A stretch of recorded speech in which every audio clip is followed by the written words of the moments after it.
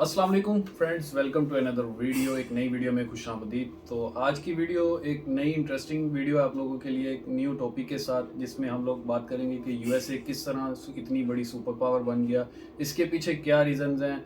हमारे साथ मौजूद है नासिर गोंदल साहब, जो इस पे हमारे साथ डिस्कशन करेंगे, बहुत इंपॉर्टेंट अपना नॉलेज शेयर करेंगे। तो हम इनसे कुछ क्वेश्चनिंग करेंगे, तो इंशाल्लाह काफ़ी ज़्यादा चीज़ें आपको समझ आएंगी। अस्सलाम वालेकुम नासिर साहब। वालेकुम सलाम। कैसे हैं आप? अल्हम्दुलिल्लाह। तो फर्स्ट ऑफ ऑल तो बताएं कि यूएसए इस टाइम सुपर पावर क्यों है और इसके पीछे क्या वजूहत है। अली भाई, सबसे पहले हम बात करेंगे कि कोई भी मुल्क जो सुपर पावर डिक्लेयर होता है जी तो उसके कोई 4-5 फैक्टर हैं जिसकी बेस पे उसको सुपर पावर डिक्लेयर करते हैं। ठीक है। सबसे बड़ा फैक्टर तो आपको पता ही है, वो सब लोगों को पता है, वो इकोनॉमिक जो है वो डिपेंड करती है। जितनी अच्छी इकोनॉमिक किसी पोजीशन किसी मुल्क जी की है तो वो उतना ही स्ट्रांग है और उतना ही उसका इन्फ्लुएंस वर्ल्ड वाइड होता है। सही है। तो जो अगर हम अमेरिका की बात करें तो अमेरिका के ये 4-5 जो फैक्टर हैं ये मेन इम्पोर्टेंट है। जी मेन पॉइंट ये हैं। पहला ये पॉइंट है कि जैसे इकोनॉमिक है, जी। इकोनॉमिक उनकी बहुत अच्छी है। ओके। सेकंड, उनकी जो मिलिट्री है वो बहुत स्ट्रांग है, वर्ल्ड स्ट्रांगेस्ट मिलिट्री है। और थर्ड जो है वो पॉलिटिकल, उनका जो इन्वायरमेंट और वो है वो बहुत ज़बरदस्त है। वहाँ एक कोई ऐसा जिनके बाहर से कोई इन्फ्लुएंस नहीं होता है। एक स्ट्रांग जो उनकी पॉलिटिकल इन्वायरमेंट है वो बहुत ज़बरदस्त है। तीसरा ये है कि वो टेक्नोलॉजी बेस्ड इकोनॉमी है। वहाँ ज़्यादातर मैन्युफैक्चरिंग से ज़्यादा टेक्नोलॉजी पे रिलाई करते हैं। शॉर्ट और वो एक्सपेंसिव, जैसे वेपन डेवलपिंग और वेपन की जो चीज़ें हैं, ये सारी टेक्नोलॉजी और रडार सिस्टम और ये सारी चीज़ें, तो वो टेक्नोलॉजी बेस्ड उनकी इकोनॉमी ज़्यादा है। वो उनका है डिप्लोमेटिक इन्फ्लुएंस। दूसरे मुल्कों के अंदर उनका एक डिप्लोमेटिक इन्फ्लुएंस है, जिसकी बेस पे वो जब भी कोई डिसीजन मेकिंग वर्ल्ड वाइड करनी होती है तो वो लोग उनको हेल्प आउट करते हैं और वो लोग उनसे कोऑर्डिनेट करते हैं और वो डिसीजन कर लेते हैं। तो ये तो है मेन पॉइंट। ठीक है, इकोनॉमी के बारे में थोड़ा सा हाँ। बताएं। इकोनॉमी तो इकोनॉमिक इतना बड़ा में फैक्टर क्यों जैसे है? आपको पता होगा, या आप इसका ये क्वेश्चन हो सकता है जी कि भाई उनकी इकोनॉमी कितनी स्ट्रांग क्यों है। जी। तो जो अमेरिका है बेसिकली भाई, वो दुनिया का सेकंड लार्जेस्ट जो है वो एक्सपोर्टर है Okay. World wide. और वो क्योंकि उनकी सारी इकोनॉमिक जो है वो टेक्नोलॉजी बेस्ड है, तो वो पूरी दुनिया को अगर आप देख लें, अमेज़न और इस तरह जितने भी बड़े बड़े सॉफ्टवेयर डेवलपिंग हाउस हैं और जो सॉफ्टवेयर डेवलप हो रहे हैं, एप्पल भी आई थिंक एप्पल भी, तो वो ये सारे अमेरिका से ही ऑपरेट होते हैं। जी और वही पूरी दुनिया में यानी कि ये चीज़ें जो हैं सेल आउट करते हैं। उनकी जो अभी 2021 अगर की बात करें तो वो, क्योंकि अभी वाला साल तो अभी चल रहा है, लेकिन पिछले साल की अगर बात करें तो उनकी एक्सपोर्ट तकरीबन $1700 बिलियन की थी, जो कि चाइना वो सब उससे ज़्यादा है। चाइना की 3000 बिलियन की थी। लेकिन चाइना में प्रॉब्लम कुछ और हैं और अमेरिका में, क्योंकि अमेरिका की पॉपुलेशन एक कंसाइज पॉपुलेशन है, Right. बहुत ज़्यादा as compare to country, as compare to economic, वो उनकी पॉपुलेशन उतनी ज़्यादा नहीं है, क्योंकि वहाँ पे बर्थ रेट बहुत लेस है।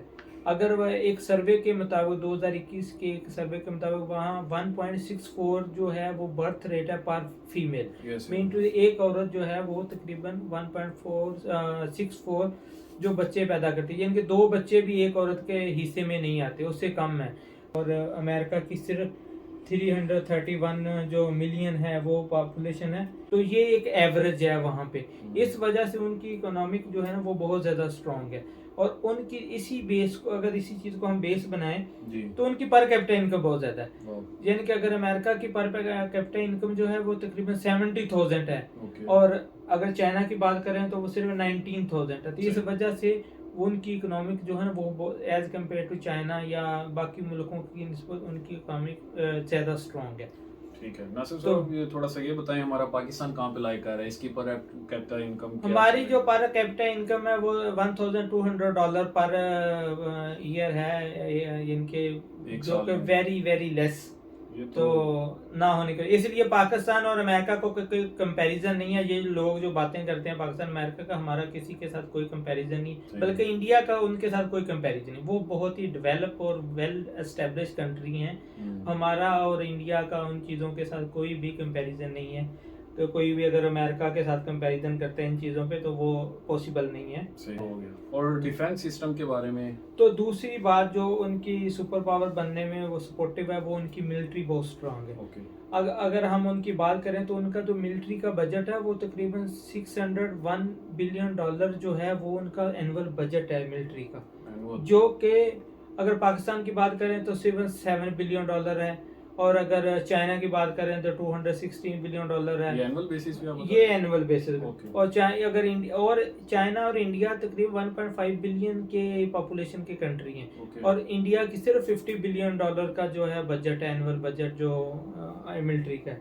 तो इस वजह से उनका बजट बहुत हाई है, टेक्नोलॉजी बेस्ड मिलिट्री है सारी, तो वो उसी वजह से वो बहुत ज़्यादा स्ट्रांग है। अगर सेकंड बात पर करें तो उनके पास जो एयरफोर्स है, जो एयरक्राफ्ट हैं वो बहुत ज़्यादा, यानी कि उनके पास तकरीबन 13 to 14,000 जो है ना एयरक्राफ्ट है अमेरिका के पास, फाइटर तैयारी जिसकी बात करें। लेकिन अगर इसकी बात करें हम चाइना की, तो इनके पास तकरीबन कुछ 3000 इस तरह, कुछ 3700 या 3800 एयरक्राफ्ट हैं। और अगर पाकिस्तान में के पास तो सिर्फ ही 500 एयरक्राफ्ट हैं। और अगर हम इसकी बात करें जो है इंडिया की, तो उसके पास तो अराउंड अबाउट 2000 एयरक्राफ्ट हैं। तो इस वजह से ये जो उनके साथ हमारा कोई भी कंपैरिजन नहीं। तो ये जो मेन दो चीज़ें हैं ये मिलिट्री की, ये बहुत स्ट्रांग है अमेरिका की। तो यही चीज़ें जो होती हैं, यही चीज़ें किसी भी मुल्क को जो है वो सुपर पावर बनने में या उनका इन्फ्लुएंस डेवलप करने में वर्ल्ड वाइड, तो ये चीज़ें, ये फैक्टर जो हैं ये कंसिडर होते हैं, जो कि अमेरिका के बहुत अच्छे हैं। और अमेरिका इसी वजह से सुपर पावर है दुनिया का। हमें पाकिस्तान को और इंडिया को इन मुल्कों के साथ अपने कंपैरिजन नहीं करना चाहिए। हमें पहले फोकस करना चाहिए अपनी इकोनॉमिक बेहतर करने में। जब इकोनॉमिक बेहतर हो जाएगी तो सब कुछ तो हो जाता ऑटोमेटिकली आपकी पर कैपिटा इनकम अगर लोगों की बेहतर हो जाएगी तो सबकी जो जिंदगी आसान भी हो जाएगी, और फिर आप कंपेयर करें तो समझ आती है। लेकिन अभी जो करंट पोजीशन है इसमें हम किसी भी गिनती में नहीं आते, तो इसलिए हमें इन चीज़ों पे ज़्यादा फोकस नहीं करना चाहिए। ठीक हो गया। हमें सिर्फ अपनी इकोनॉमिक बेहतर करने की कोशिश करनी चाहिए, क्योंकि each and every person contribute कर रहा होता है। डेफिनेटली। तो जो हमने फैक्टर कंसिडर किए हैं इसमें जो मेन फैक्टर इकोनॉमिक और पॉलिटिक्स, हमारे दोनों का प्रॉब्लम है। हमारी ना पॉलिटिक्स में कोई कंसिस्टेंसी है और ना हमारी इकोनॉमिक में कोई कंसिस्टेंसी है। तो यही दो प्रॉब्लम है और इसी वजह से हमारा मुल्क जो है वो तरक्की नहीं कर रहा। ठीक है नासिर साहब, बहुत शुक्रिया, आपने टाइम दिया हमें। तो उम्मीद है आप सब दोस्तों को वीडियो पसंद आई होगी। नासिर साहब ने जो भी आपके साथ डिस्कशन की है, नॉलेज शेयर किया है, तो आपके जहन में किसी भी किस्म का कोई क्वेश्चन है आप नीचे कमेंट्स में मेंशन कीजिए। तो इसी के साथ दोस्तों हमें इजाज़त दीजिए, अपना बहुत सारा ख्याल रखिएगा। इंशाल्लाह मिलते हैं नेक्स्ट वीडियो में। टेक केयर, अल्लाह हाफिज़। अल्लाह हाफिज़।